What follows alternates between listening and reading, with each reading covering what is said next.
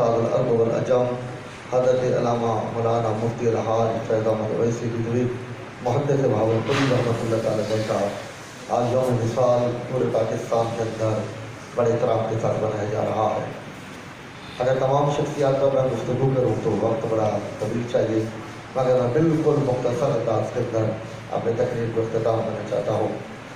حضور مفسر اعظم پاکستان علامہ الحاج مفتی محمد فیض احمد اویسی رضوی رحمۃ اللہ تعالیٰ علیہ، آپ انتہائی غریب خاندان کے اندر پیدا ہوئے اور آپ کا آبائی شہر حمد آباد علی جار خان کا مختصر سا نام تھا۔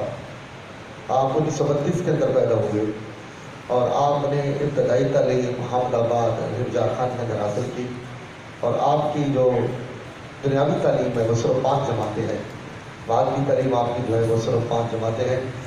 آپ نے اپنے والد گرامی حضرت نور احمد صاحب رحمۃ اللہ تعالیٰ علیہ کے حکم کے مطابق آپ نے قرآن کریم و خورشید ملت حضرت بلا خورشید احمد صاحب فیضی رحمۃ اللہ تعالیٰ علیہ سے آپ نے قرآن پاک کو حفظ فرمایا۔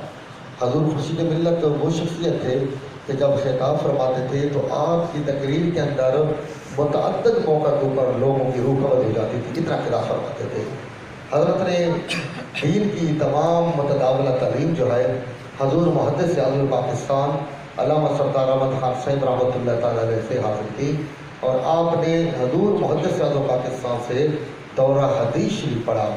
حضور محدث اعظم پاکستان رحمۃ اللہ تعالیٰ علیہ اعلیٰ حضرت کے بڑے شہزادے حضور حجت الاسلام والمسلمین الشاہ حامد رضا خان صاحب رحمۃ اللہ تعالیٰ علیہ، آپ اعلیٰ حضرت کے بڑے شہزادے ہیں، اور حضور محدث اعظم پاکستان ان کی شاگرد ہیں، اور ہمارے مرشد کریم حضور محدث اعظم پاکستان کے شاگرد ہیں۔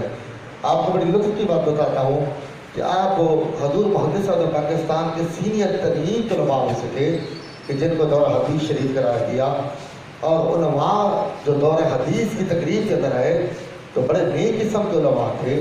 وہ کہتے ہیں کہ جو دورہ حدیث کی دستار بندی ہو رہی تھی تو ہم نے اپنی آنکھوں سے دیکھا کہ اس جلسے کے اندر خود محمد مصطفیٰ جلوہ کر اس پائے کی شخصیات کا دورہ حدیث کا ہونا، اور پھر ان پر رسول اللہ کی نگاہ ہونا، اور پھر آپ حضور محدث اعظم پاکستان کے حکم سے آپ بھاولپور تشریف لے کر آئے۔ آپ نے بھاولپور شریف کے اندر مدرسہ اویسی رضویہ کا سنگ بنیاد رکھا۔ مدرسے کے سنگ بنیاد رکھنے کے لیے حضور شیخ الاسلام خواجہ محمد قمر الدین سیالوی رحمۃ اللہ تعالیٰ تشریف لے گئے، اور آپ نے وہاں پر پہلی اینٹ رکھی، اور آپ نے وہ رات وہاں پر گزاری۔ بالکل کچے سے علاقہ تھا، اور آپ نے وہاں پر ایک خیمہ لگا رکھا تھا، وہابیت کا ڈر تھا، زور تھا، اور آپ کے ساتھ بالکل پورے علاقے نے بیکار کر رکھا تھا کہ کوئی بدعتی شخص آیا ہے، انگوٹھے چومتا ہے، کبھی جلوس نکالتا ہے، کبھی یارویں کے نعرے لگاتا ہے، یہ تو باتیں ہیں بھی نہیں۔ آپ کا ساتھ بیکار کیا گیا، بلکہ جب آپ نے پہلا جلوس نکالا تو آپ کو اتنا زخمی کیا گیا کہ آپ کا دندان جو تھا وہ بھی شہید ہو گیا، اور پوری رات آپ کو جیل تھانے کے اندر ڈالا گیا۔ تو یہ بات آج بھی بھاولپور کے غزل کے اندر موجود ہے کہ جب آپ کو وہاں پر ڈالا گیا تو ظاہر ہے آپ کے پیچھے سردار سے کہنے والے تو تھا نہیں، جو آپ کے سردار چھوٹے تھے اور آپ یہاں پر نوارد تھے، تو انہوں نے دیکھا کہ رات کو ہی وہ ایس ایچ او آیا اور اس نے کہا کہ حضرت آپ تشریف لے جائیں۔ تو آپ فرماتے ہیں کہ میں نے مسکرا کے اسے پوچھا کہ میرا تو کوئی سفارشی بھی نہیں ہے، میرے تو بچے چھوٹے چھوٹے ہیں، تو مجھے یہ آپ کس طریقے سے اجازت دے رہے ہیں؟ تو آپ سنیں گے آپ کی طبیعت خوش ہو جائے گی کہ ایسے چو نے کہا کہ آپ حضرت اس بات کو چھوڑیں، آپ یہاں سے تشریف لے جائیں، آپ کی رہائی ہو گئی ہے، آپ چلے جائیں۔ آپ نے فرمایا کوئی تو آخر میرے پیچھے آیا ہوگا۔ اس نے کہا مجھے کوئی معلوم نہیں ہے، میں اپنے دفتر میں تھا اور میں سوئے ہوا تھا، میں نے ایک نورانی چہرے والے کو دیکھا جو میرے پاس آیا اور اس نے کہا تمہیں شرم نہیں آتی میرے غلام کو تو نے قید کر رکھا ہے؟ بس یہ بات کہنے کی دیر تھی۔ آپ فرماتے ہیں کہ وہ کہتے میری آنکھ کھل گئی، میرے جسم پر پسینہ تھا اور لڑتا تھا، میں پوچھ نہیں سکا کہ وہ کون ہے، مجھے یقین ہے یا وہ مدینے والا مصطفیٰ ہے یا بغداد والا شہنشاہ تھا۔ تو آپ کو وہ رہا کر دیا۔ حضرت نے بڑا کام کیا دنیا اسلام کے اندر، 5000 سے زیادہ کتابیں آپ نے تصریف فرمائی ہے۔ اعلیٰ حضرت فاضل بریلوی رحمۃ اللہ تعالیٰ علیہ نے 1000 کتاب تصریف فرمائی ہے، جبکہ ہمارے مرشد کریم رحم اللہ نے 5000 کتابیں، اور کتابیں بھی ایک نہیں، 10 10 20 20 30 جلد پر اعلیٰ حضرت کے ذکر بخشش ہے 2 جلدوں کے اندر ہے. اگر وہ میری لائبریری میں موجود ہے, اتنی ساری ہے, اس کی شرح حضرت نے 25 جلدوں کے اندر فرمائی ہے. اور مصنوی شریف مولانا روم صاحب کی شرح آپ نے 20 جلدوں کے اندر فرمائی ہے. آپ نے پوری سیاست کا یعنی کہ بخاری, مسلم, ترمذی, نسائی, ابن ماجہ, ابو داؤد کی شرح 60 جلدوں کے اندر فرمائی ہے. اور اسی طریقے پر آپ نے فتاوی اویسی 12 جلدوں کے اندر, اور آپ نے بخاری شریف کی شرح 10 جلدوں کے اندر. اور آپ سن کے حیران ہوں گے کہ پورے برصغیر کے اندر قاضی سرور اللہ پانی بطی صاحب رحمۃ اللہ تعالیٰ کے بعد عربی کے اندر جس شخصیت نے تفسیر لکھی ہے وہ حضور فیض ملت رحمۃ اللہ تعالیٰ علیہ ہے.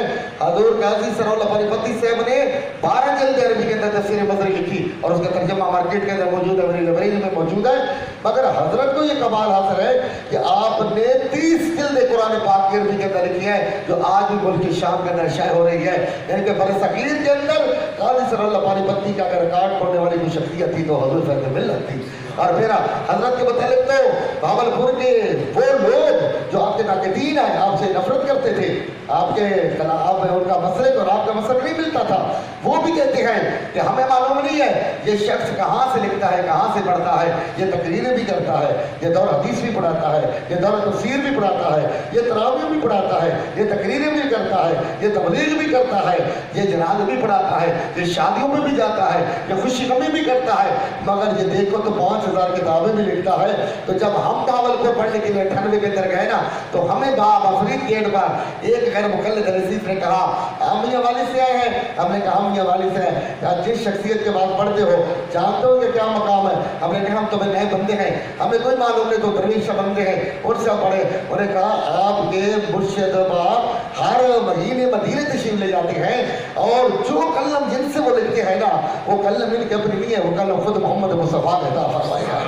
تو حضرت حضور فیض ملت کا مقام اگر دیکھیں تو 5000 کتابیں, ان میں سے 2200 تو پرنٹ ہو چکی ہے, اور ابھی تک وہ کتابیں آپ دیکھیں تو بہت بڑا ذخیرہ حروف تہجی کے حساب کے ساتھ نا, وہ آج بھی کتابیں ہماری منتظر ہے کہ وہ پرنٹ ہو جائے. اور بڑے بڑے بورے جو ہیں نا وہ کتابوں کے لکھ میں پڑے ہوئے ہیں. اور آپ نے ایک سوال کیا, حضرت نے فرمایا چلو ٹھیک ہے 10 منٹ کے بعد آپ کو جواب دیتے ہیں. 10 منٹ کے بعد جواب نہیں آیا, 10 منٹ کے بعد 70 صفحے کی کتاب آ جاتی ہے. ایک بات دلچسپی بتا کے اور ایک بات کا اختتام کرتا ہوں. حضرت ایک قاری ولی اللہ صاحب آپ کی توجہ کے لیے, حیاتی مماتی 2 گروپ ہیں, یہ مماتی ہیں وہ حیاتی ہیں. اشارے سمجھ گئے ہوں گے؟ اچھا جو سمجھ گئے وہ سبحان اللہ. حیاتی وہ اللہ اکبر یا رسول اللہ یا غوثیہ زندہ آباد. حیاتی وہ ہوتا ہے جس کا عقیدہ ہے کہ سرکار مزار کے اندر اب بھی زندہ ہے. یہ آپ ہوتے ہیں کہ حیات النبی کا عقیدہ آپ میں سے 99% لوگوں کو پتہ بھی نہیں ہے. ہمیں سیاست کے زیادہ پتہ ہے, دین کا کوئی پتہ نہیں ہے. حیات النبی کا عقیدہ یہ ہوتا ہے, ہمارا حیات النبی پر عقیدہ اور کے ساتھ اختلاف ہے. آپ کو حیات النبی کیا کہتے ہیں؟ ہمارا عقیدہ ہے کہ سارے نبی بالعموم اور محمد رسول اللہ بالخصوص اپنی قبر انور کے اندر زندہ ہے. سمجھا کہ میری بات سمجھے کہ جس کو سمجھے وہ سبحان اللہ. یہ عقیدہ ہے حیات النبی کا.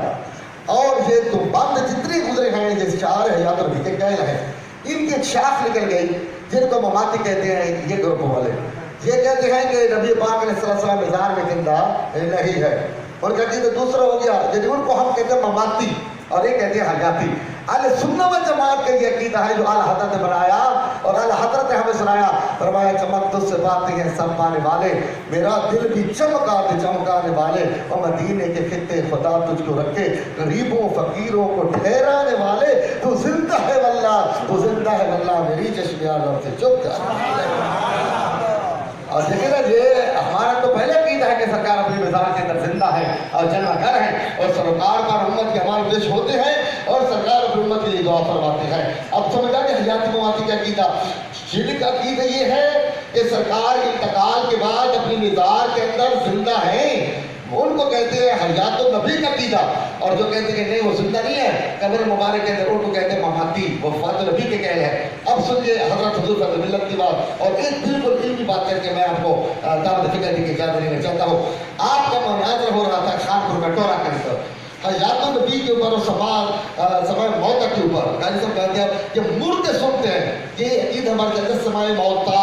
اب آپ کو یہ بھی سمجھ نہیں ہوگی تو ایک کلاس بنا رہے ہیں، میں آپ کو سمجھا دیتا ہوں، اور کبھی ایک آدھا گھنٹہ بنایا نا عید کے بعد میں آپ کو سارے عقیدے سمجھا دوں گا۔ سماع موت تھا ہمارا عقیدہ ہے کہ قبروں والے سنتے ہیں، سمجھے میری بات؟ ہمارا عقیدہ کیا ہے؟ آپ سنیے نا ماشاءاللہ، شک تو نہیں ہے نا؟ تو سبحان اللہ تو فرمائیں۔ ہمارا عقیدہ کہ قبروں والے سنتے ہیں، بلکہ بخاری کی حدیث ہے، سرکار نے فرمایا کہ جب قبر والے کو دفن کر کے چلتے ہو تو تمہاری جوتیوں کی آہٹ کو بھی قبر والا سنتا ہے۔ آپ نے سبحان اللہ نہیں کی جس طرح میں سنتا، بلکہ سرکار نے فرمایا کہ جو قبروں پر بکریاں چلتی ہیں نا، بکریوں کے چلنے کی آواز بھی قبر والا سنتا ہے۔ تو سرکار نے یہ منشن نہیں کیا کہ وہ مومن ہو، سرکار نے فرمایا سنتا ہے مردہ۔ تو ان سے کوئی کہے اگر عام مردہ قبر کی آہٹ کو سن لیتا ہے تو حسین کا نانا میرے درود و سلام کو بھی سن لیتا ہے۔ یہ باتیں میں طے ہو گئی ہے، اس کے اندر کون سی شک کی بات ہے بھائی؟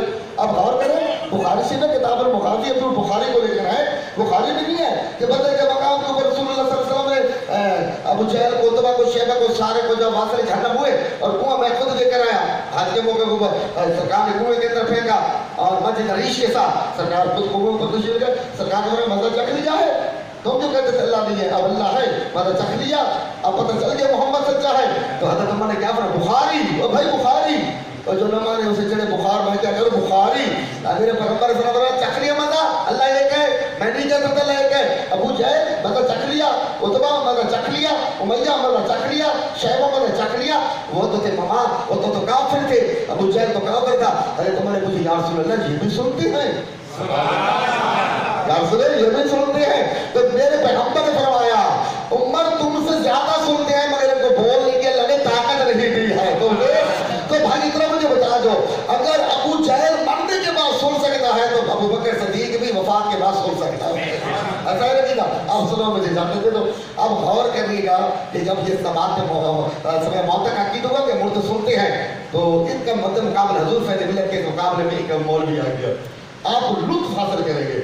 وہ بیچارہ قامت شادی بوڑھا تھا، اونچا سنتا تھا، مناظرہ عقیدہ یہ طریقہ یہ ہوتا ہے کہ مابین فریقین بیٹھتے ہیں، وہ پہلے اپنے عقیدے لکھ کے دیتے ہیں۔ مثلا میں ان کو چیلنج کرتا ہوں یا مجھے چیلنج قبول کر لیا، اب شاہی اور ہم عقیدہ لکھ کے دیں گے کہ ہمارا سمے موت پہ عقیدہ کیا ہے، پھر وہ عقیدہ لکھ کے دیں گے، پھر ہم دلائل دیں گے، پھر وہ دلائل دیں گے، پھر ہم رد کریں گے، پھر وہ رد کریں گے، پھر وہ حوالے دیں گے، پھر ہم حوالے دیں گے، پھر وہ نصیحتی ثابت کریں گے، پھر ہم نصیحتی، پھر نصیحتی، پھر ہمارے لیے آپ کے سب سے اتر یہ بات۔ مسئلہ یہ ہے کہ حضرت جب قریب پہنچے نا حضور فیض ملت میرے مرشد کریم میرے استاد مکرم، اور آپ خوش ہوں گے سن کے آپ کا دل بھر جائے گا۔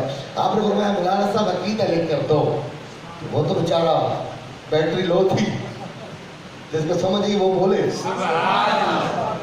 آپ نے فرمایا مولانا صاحب سے کہو کہ عقیدہ تو لکھے نا، یعنی یہ کہتے مردے نہیں سنتے اور میں آئے ہوں گے مردے سنتے ہیں تو عقیدہ تو لکھ کر دینا۔ یہ وہ تو بھولوں کی طرح ماسٹر صاحب دیکھتا ہے، بھولا بندہ دیکھتا ہے نا، تو وہ کہتا ہے کیا کہتے ہیں، وہ کیا کہتی ہیں، وہ ایسا۔ تو حضرت اٹھے، آپ نے فرمایا سنیو مبارک ہو، ہم جیت گئے، سبحان اللہ، اور تم بھی جیت گئے،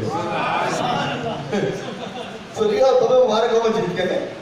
حضرت نے اپنی کتابیں اٹھائی، آپ کی کتابیں 3 جلد میں آ رہی ہیں، ایسے مناظر ہی مناظر ہے۔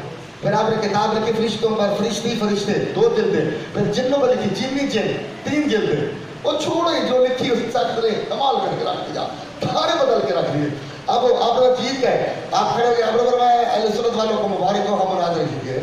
ان کے جو کھڑے تھے نا شاہ جی، انہوں نے کہا کہ جیت گئے بھائی، یہ کون سی کرپشن آپ کر رہے ہیں؟ نہ کوئی بات، نہ کوئی چیت، نہ کوئی سوال، نہ کوئی جواب، نہ کوئی حدیث، نہ کوئی قرآن، نہ کوئی ایسا، آپ نے ویسے کہہ دیا جیت گئے۔ آپ نے کہا ہم جیت گئے، الحمدللہ ہم جیت گئے۔ آپ سنیں گے خدا کی قسم ہے، آپ سبحان اللہ پہ خود مجبور ہو گئے۔ انہوں نے کہا بھائی کوئی ثبوت ہے؟ علامہ فیض احمد اور ویسی صاحب یار تم بزرگ بندے ہو، 1 لاکھ حدیث کے تم حافظ ہو، قرآن کے حافظ ہو، مناظر ہو، سنیوں کی تمہارا تشخص ہے، اور اتنی بڑی سٹیج پر اتنا بڑا جھوٹ بول رہے ہو کہ ہم جیت گئے ہیں، کوئی ثبوت ہے؟ آپ نے بالکل ثبوت ہے۔ احمد رضا والے بغیر ثبوت کے بولتے نہیں، ہمارے پاس ثبوت ہے۔ کہ کون سا ثبوت ہے؟ اب آپ سنیں، آپ واجب ہوگی سبحان اللہ۔ آپ نے فرمایا جس قوم کا زندہ نہیں سنتا اس قوم کا مردہ کیسے سنتا؟ بھائی یہ بات کہہ رہے دیر تھی دو کے بعد آئی حضور خادم اللہ روانہ ہو گئے. اللہ کی کروڑوں رحمتوں میں شیخ طریقت بار آپ 26 اگست 2010 15 رمضان صبح 6:15 بجے بھاولپور کے اندر کا انتقال ہوا اور 15 رمضان 11:30 بجے رات بھاولپور کی تاریخ کا بہت بڑا جنازہ تھا اور لاکھوں کی تعداد میں جنازہ تھا. شیخ القرآن اس کو کہا جاتا ہے جس کے کم از کم 60,000 شاگرد ہو. یہاں پر تو منصور شاہ بھی شیخ القرآن ہے. 60,000 شاگرد ہو جن کے بعد علم متداولہ موجود ہو. حضرت کے 60,000 تو وہ شاگرد ہیں جو سید ہے. سید ہے. اور آپ نے فرمایا کہ اللہ تعالیٰ مجھ سے پوچھے گا نا فیض احمد دنیا میں کیا کر کے آیا ہے؟ تو میں کہوں یا رسول اللہ تو کچھ نہیں کر کے یا اللہ تیرے محبوب کی آل کو محمد مصطفیٰ کا دین پڑھا کر آیا. یہ حضور کا جو ملت کا جو مثال مبارک ہے. ہم اویسی نسبت رکھتے ہیں کیونکہ ہمارے جد اعلیٰ اویسیوں کے جو جد اعلیٰ ہے نا وہ تاجدار جمع خیر التابعین خواجہ ویسے کرے رضی اللہ تعالیٰ کا لوگ ہے. اس لحاظ سے وہاں سے خواجہ عبدالخالق سے رحمۃ اللہ تعالیٰ کی نسبت ہے باطنی اور حضور فیض ملت وہاں سے مرید ہے. اس سلسلے سے ہمارا سلسلہ عالی اویسیہ بنتا ہے اور ہم بڑے فخر سے کہتے ہیں